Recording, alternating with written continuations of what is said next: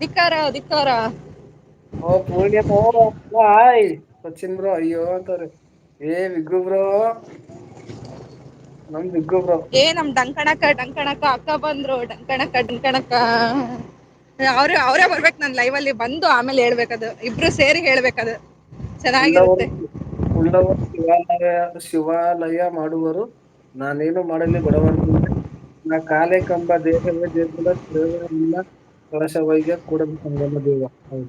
ಚೆನ್ನಾಗ್ ಅನ್ಸುತ್ತ ಅಂತವೆಲ್ಲಾ ಕೇಳ್ಬೇಕು ಅಂದ್ರೆ ಏನೋ ಖುಷಿ. ವಚನಗಳನ್ನ ನಿಜವಾಗ್ಲೂ ನಿಜವಾಗ್ಲೂ ನಾನು ಕೊಡ್ತಾ ಇದ್ದೀನಿ ವಿಗ್ಗು ಬ್ರೋ ಹೌದಾ ಸರಿ ಬ್ರೋ ಆಯ್ತು. ನನ್ನ ಹೆಸರು ವಿಘ್ನೇಶ್ ಅಂತ ಪಕ್ಕದ ಹೆಸರು ಮಮತಕ್ಕ ಅಂತ.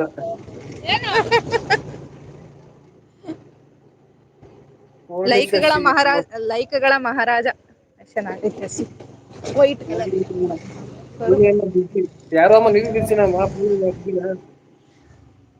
ಏನಾಯ್ತು. ಅಂತಂದೆ.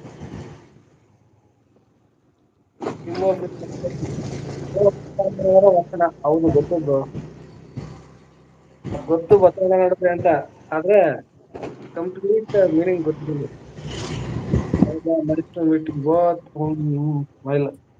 ಓಕೆ.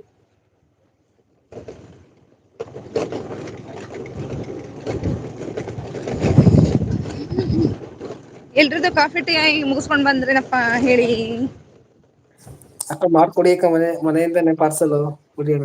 ಮನೆಯಿಂದನೇ ಮಾಡ್ಕೊಡ್ಬೇಕಾ ಬನ್ನಿ ಬನ್ನಿ ಎಲ್ರು ನಾನಂತೂ ಕುಡಿಯಲ್ಲ ಕಾಫಿ ಟೀನ. ಮೋಡಗಳದ್ದು ಫೋಟೋ ತಕೋಳಕ್ ಸಕತ್ ಅಲ್ಲ ಇವತ್ತು ಮೋಡ ಮೇಲ್ಗಡೆ ವಿಡಿಯೋ ಮಾಡ್ಕೊಳಕ್ ಸಕತ್ತಾಗೈತಿ ಮೋಡ ಎಲ್ಲ ಚದ್ರಿ ಚದ್ರಿ. ಡೊಂಕ ನೀವೇಕೆ ನಿಮ್ಮ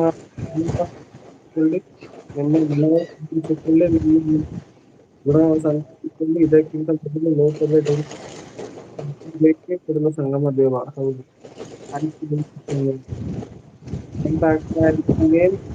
ಚೆನ್ನಾಗಿಲ್ವಾ ಸೂಪರ್ ಆಗಿದೆ ಬ್ರೋ.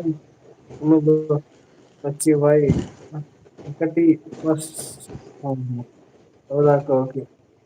ಆಡಿದರೆ ಆಡದಿದ್ದರೆ ಮೌನವಾಗಿರಬೇಕು.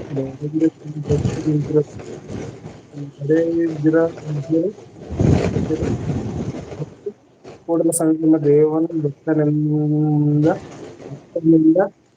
ಮೇಲೆ ಮಾತ್ರ ನೋಡು ಅಕ್ಕ ವಿಡಿಯೋ ಆಮೇಲೆ ಮಾಡಿ ನಿಮಗೆ. ನಮ್ಮ ಅಜ್ಜಿ ಹೇಳ್ತಿದ್ರು ನಮ್ಮ ಹೆಂಡಜ್ಜಿ ಚೆನ್ನಾಗಿ ಹೇಳ್ತಿದ್ರು ಬಸವಣ್ಣವರ ವಚನಗಳನ್ನೆಲ್ಲ ಚೆನ್ನಾಗಿ. ಅಣ್ಣ ಏನಾದ್ರೂ ಸಮಯ ಸಂದರ್ಭದಲ್ಲಿ ಅಣ್ಣ ಹೊಸಿ ಜೋರಾಗಿ ಓದಿದೆ. ಬ್ರೋ ಕೆಳಗಡೆ ಬಾಡಿಗೆ ಮನೆ ಕೊಟ್ಟಿದ್ದೀವಿ ಅ ಮಗುಗೆ. ಅಷ್ಟೊಂದು ವಾಯ್ಸ್ ಕೇಳ್ಸುತ್ತ ಅದೇನು ಓದಿ ಓದಿ ಇದು ಮಾಡೋವಷ್ಟು. ಕೇಳುತ್ತಕ್ಕ ಜೋರಾಗಿ ಕೇಳುತ್ತೆ ಮಾತಾಡುದ್ರೆ.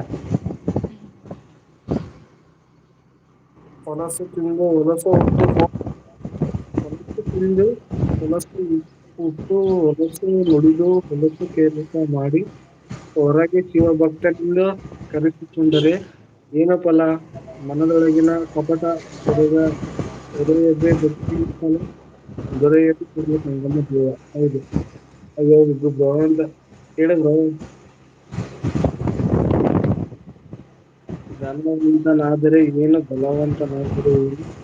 ಗುಣವಂತನಾದರೆ ಏನು ದಯೆ ಇಲ್ಲದವನಾದರೆ ಏನು.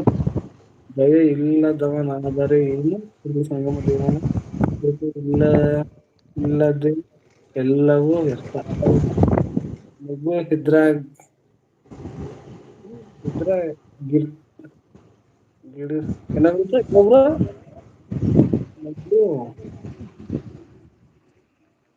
ಕಲಿಯುಗದ ಬಸವಣ್ಣನವರು ತುಂಬಾ ಚೆನ್ನಾಗಿ ವಚನಗಳನ್ನ ಹಾಕ್ತಿದ್ದಾರೆ. ಸ್ಮೈಲ್ ಮಾಡ್ತಾರೆ ಹಸಿದವನಿಗೆ ಅನ್ನ ಕೊಡುವುದು ದಾಸೋಹ. ಬಾಯಾರಿದವನಿಗೆ ನೀರು ಕುಡಿಯುವುದು ದಾಸೋಹ. ದುಃಖಿತನಿಗೆ ಸಾಂತ್ವನ ಹೇಳುವುದು ದಾಸೋಹ. ನಿರ್ಗತಿಕನಿಗೆ ನೆರವಾಗುವುದು ದಾಸೋಹ.